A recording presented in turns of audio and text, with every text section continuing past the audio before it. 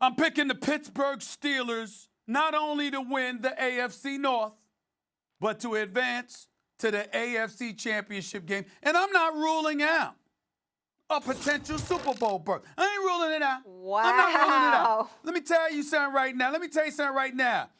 We got volunteers, not hostages, okay? I'm going to repeat that. We got volunteers. We don't have hostages, all right? You got a situation where I don't know if everybody been paying attention to what the Steelers have been doing in this preseason. I don't know this, Damian, I don't know this, Max, but I think they've been playing their starters during the preseason more than anybody. I mean, these brothers have been playing. They're physical. They're ready to punch you in the mouth. James Conner don't have Le'Veon Bell situation looking over his shoulders. Juju Smith's a number 1 instead of a number 2. Okay, Vance McDonald is yours now. Jesse James in Detroit. I'm looking at the offensive line. It's one of the best in football. I'm looking at their running game. We know they've got one. I'm looking at Big Ben Roethlisberger, over 5,100 yards passing last year, 34 touchdowns, both career highs. We know that he's got something to prove since AB.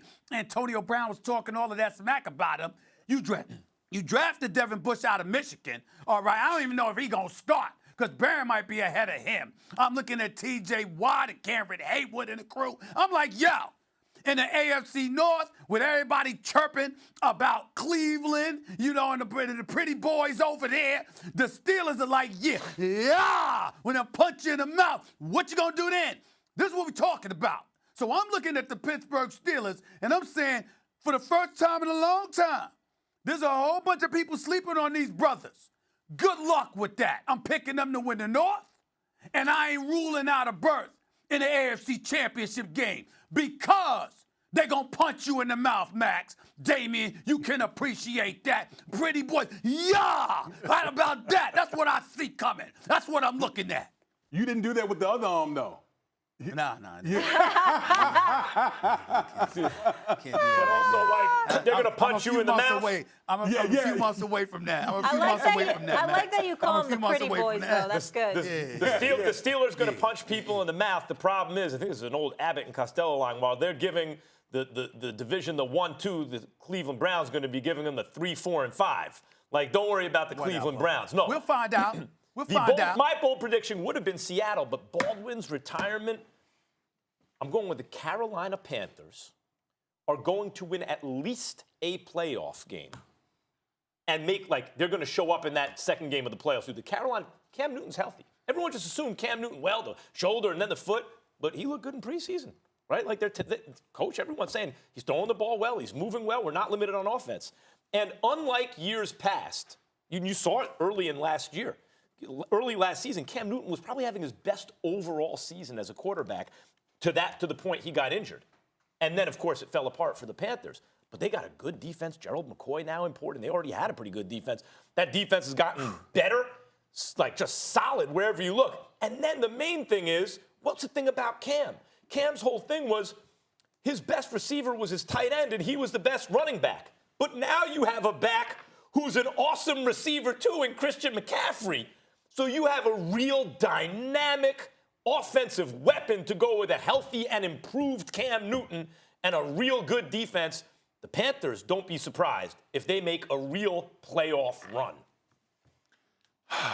This block is about, like, you need some shock and awe. Yeah, give me something good. Give me a hot take. Get me excited. Because both of you guys are Pittsburgh Steelers, Carolina Panthers, whatever.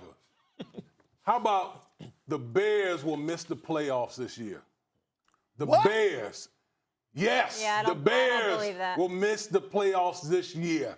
Yeah. That is a bold prediction. That is a bold prediction. It's wrong as hell, but it's a bold one. Yeah, it's bold. I know it is. Here's what I'm saying. Bears last year, under Vic Fangio, number 1 in scoring defense, number 1 in turnovers at 36. Okay, he moves on, becoming the head coach of the Denver Broncos. Chuck Pagano comes in there. Now, I'm going to tell you one thing that's really hard to do in the National Football League. It's hard to repeat and get all those turnovers that the Bears got last year. 36 takeaways, that's a lot of takeaways. You know what that does? Not only are you scoring defensive touchdowns, but you're giving short fields to Mitchell Trubisky, what's helping him out in his development. They're not going to get 36 takeaways again again this year. I don't see that happening. Will they be a good defense? Yeah, I think they'll be a good defense. Right. But to get 36 takeaways, I think they come back down a little. I think they come back down a little bit. Yeah. And I got the Minnesota Vikings winning the NFC North this year. That's right. I got Minnesota Vikings. Kirk Cousins at quarterback winning the NFC North. I'll stop it. The only reason I'll say that, listen, I'll give you this about Minnesota. If Dalvin Cook is healthy, That brother can ball. That brother can ball. You talking my language. See, you ready to jump on that boat with me, right? Are you ready to jump on that boat with me? No, because Kirk Cousins is still there.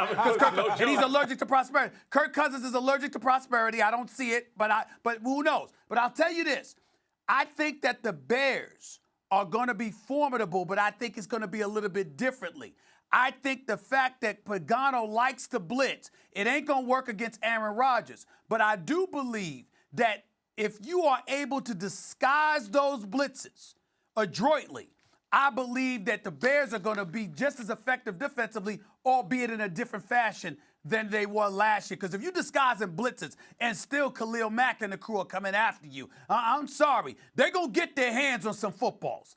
So, I mean, I'm not saying it's going to be 36, but I think it's going to be in the ballpark. Damian, I'm with you on that. The turnover rate's going to regress to the mean. Look at the Jaguars a couple years ago. Oh, they're ready to take the next step. So really what it comes down to is, do they have Blake Bortles or something better, right? And I think that Trubisky is something better, particularly because they have a dynamic, offensive-minded head coach. So I think the Bears are going to be fine. But I agree with you about the defense regressing a little. All right, I know we're out of time. I don't know how many times I got to bring this up to y'all. Cold weather matters. Soldier Field in late October, November, and December, having to hold on to that damn football ain't easy. Thanks for watching ESPN on YouTube. For more sports highlights and analysis, be sure to download the ESPN app. And for live streaming sports and premium content, subscribe to ESPN+.